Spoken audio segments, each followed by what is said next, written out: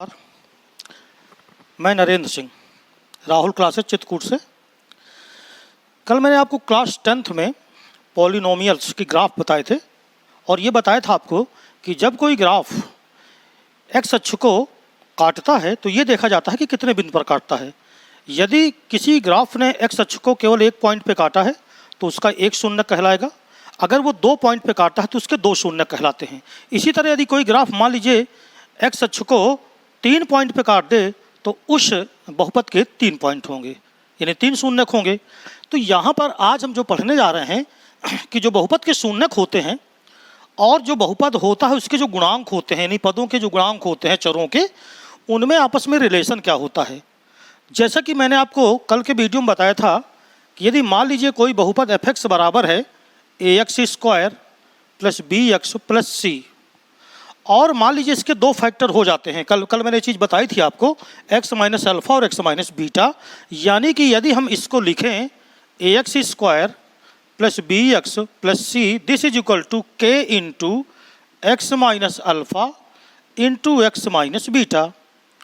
तो आपको मालूम था, कल मैंने बताया था आपको कि अगर इसके 2 फैक्टर होते हैं और दोनों अलग अलग होते हैं तो इसके 2 शून्यक होंगे। 2 शून्यक होने का मतलब ये हो गया कि ये जो इसका ग्राफ है बहुपद का, वो एक्स अक्ष को 2 जगह पे कट करेगा।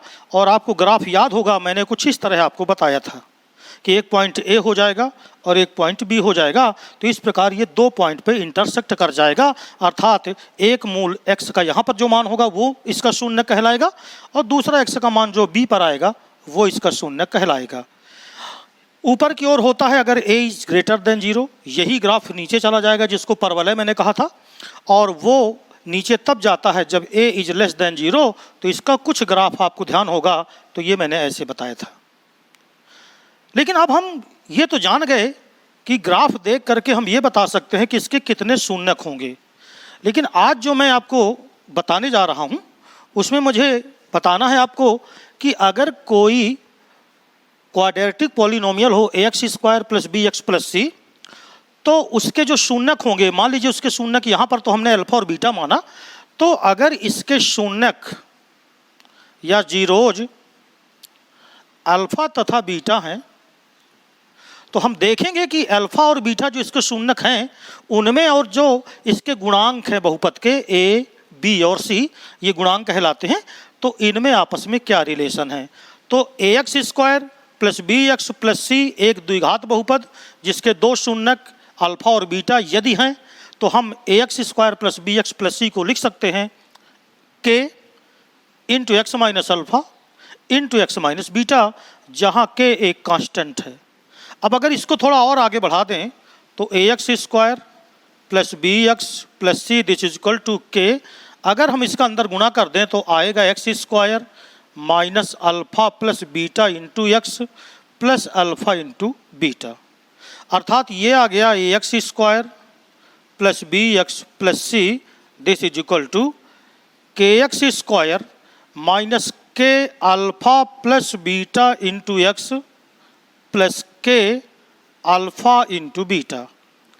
अब अगर हम इसके दोनों पक्षों की तुलना कर लें, कंपेयरिंग बोथ द साइड, तो जब तुलना करोगे तो x² के गुणांक की तुलना इधर x² के गुणांक की तुलना करें तो देखिए k जो होगा वो a के बराबर आएगा, यानी हमको मिला a is equal to k, पहला संबंध। अगर x के गुणांकों की तुलना करो तो जो b की वैल्यू मिलेगी वो -k इंटू अल्फ़ा + बीटा मिलेगा। यहाँ से k के साथ अल्फ़ा बीटा है देखो, और यहाँ पर c है, यानी c बराबर आएगा k इंटू अल्फ़ा बीटा। तो इस प्रकार हमको ये 3 रिलेशन मिल गए। अब इन 3 रिलेशन में हमको देखना है कि क्या रिलेशन एक और बन के आता है।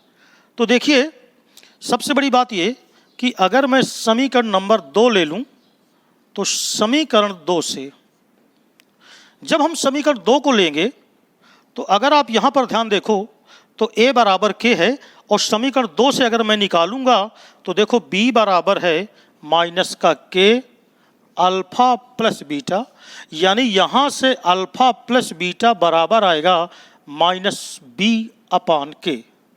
परंतु हम जानते हैं कि जो k है वो a के बराबर है, यानी कि अल्फा प्लस बीटा का मान आया -b/a। परीक्षा के दृष्टिकोण से बहुत इंपॉर्टेंट, और याद रखें जब प्रश्नावलियाँ हम सॉल्व करेंगे तो उसके लिए भी ये बहुत इंपॉर्टेंट होगा।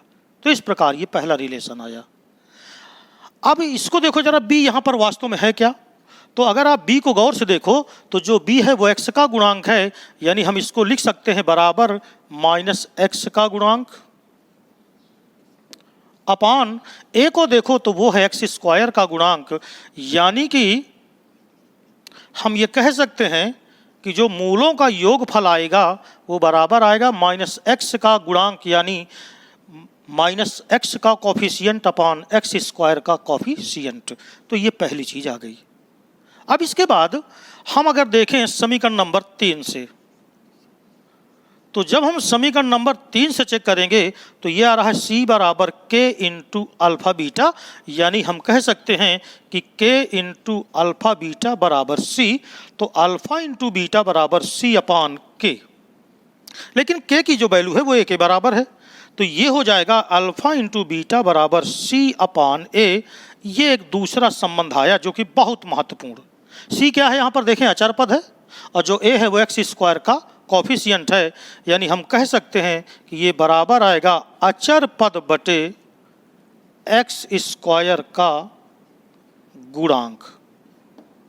तो इस प्रकार हमको अल्फा और बीटा और बहुपद के गुणांकों में दो रिलेशन मिलते हैं। एक आता है बहुपद के शून्यकों का योगफल, ये अल्फा और बीटा शून्यक है, बीच में प्लस का चिन्ह लगा है, तो ये हो गया उसके शून्यकों का योगफल, ये बराबर होता है -b/a, यानी -x का गुणांक बटे x² का गुणांक।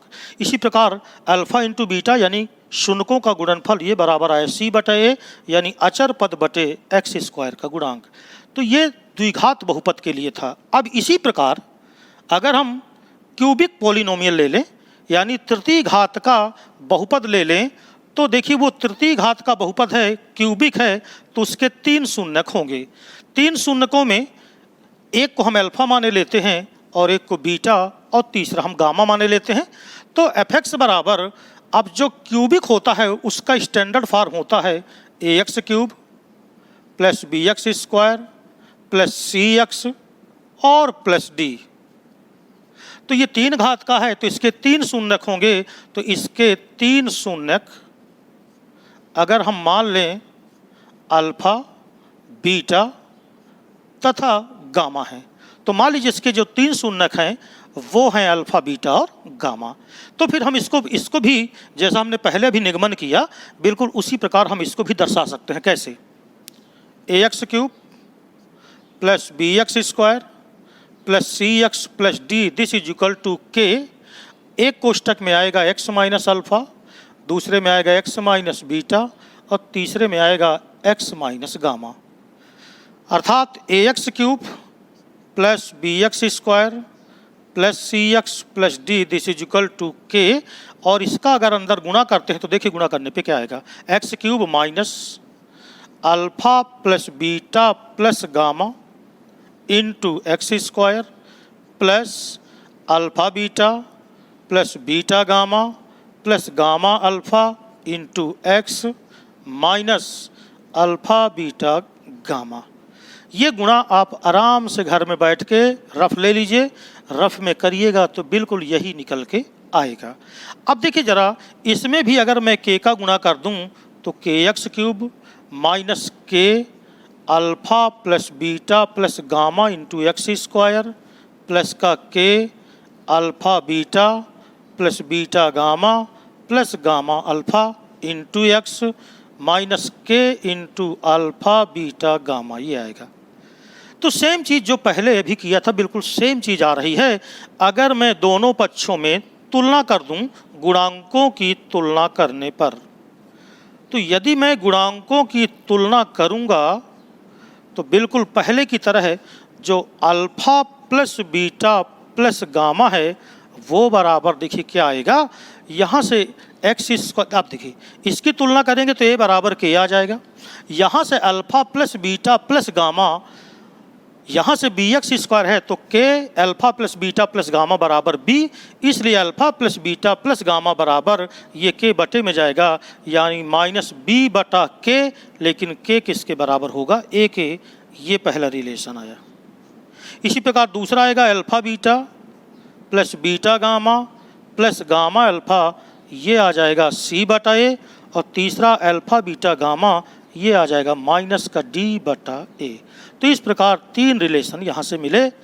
वो रिलेशन क्या है, यदि 3 घात का बहुपद है तो उसके शून्यक हम अल्फा बीटा गामा यदि लेते हैं तो उन शून्यकों का जो योगफल होता है वो बराबर होता है माइनस का बी बटा ए, यानी बी जो है वो एक्स स्क्वायर का गुणांक है, तो माइनस एक्स स्क्वायर का गुणांक अपान ए है एक्स क्यूब का गुणांक, तो ये हो जाएगा एक्स क्यूब का गुणांक। इसी तरह अगर सी को देखें तो ये बराबर होगा एक्स का गुणांक बटे में एक्स क्यूब का गुणांक। इसी तरह यहाँ देखें माइनस का डी बटा ए, तो डी अचर पद है, यानी माइनस अचर पद अपान ए है एक्स क्यूब का गुणांक। तो 3 घात के बहुपद में जो 3 मूल होते हैं उन तीनों मूलों में आपस में रिलेशन क्या है, तीनों मूलों का योगफल बराबर होता है माइनस एक्स स्क्वायर का गुणांक बटे में एक्स क्यूब का गुणांक। दो मूलों के गुणनफल का योगफल ये बराबर होता है सी बटा ए, यानी एक्स का गुणांक बटे एक्स क्यूब का गुणांक, और तीनों मूलों का गुणनफल यानी तीनों शून्यकों का गुणनफल ये बराबर होता है माइनस डी अपान ए, यानी अचर पद अपान एक्स क्यूब का गुणांक।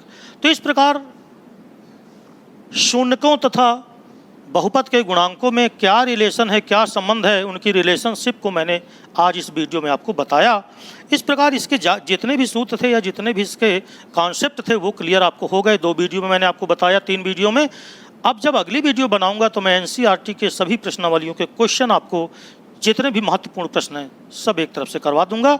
अगर आपने मेरा वीडियो अभी तक नहीं देखा है तो ज़रूर देखें। अगर देखने पर पसंद आए तो लाइक करो, सब्सक्राइब करो मेरा चैनल। धन्यवाद।